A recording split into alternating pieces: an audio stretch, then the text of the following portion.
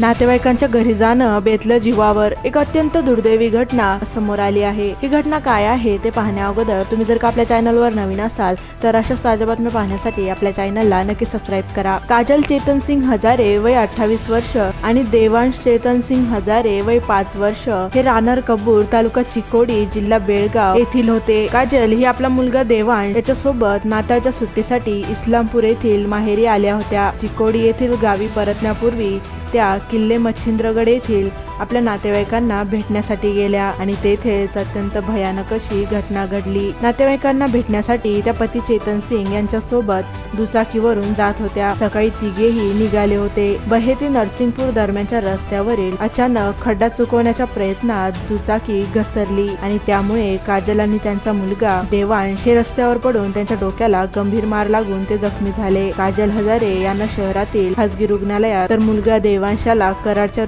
कृष्णा रुग्णालयात उपचारासाठी दाखल केले. मात्र उपचार सुरू असताना दोघांचाही मृत्यू झाला. अत्यंत दुर्दैवी अशी ही घटना आहे. एकाच वेळी मायलेकाचा मृत्यू झाल्याने संपूर्ण कुटुंबावर शोककळा पसरली आहे. हल्ली अपघाताच्या घटनांचे प्रमाण वाढतच चालले आहे. त्यामुळे तुम्ही प्रवास करताना सावधानगी बाळगा, काळजी घ्या व सुरक्षित राहा. व या बातमीला जास्तीत जास्त शेअर व लाईक करायला विसरू नका.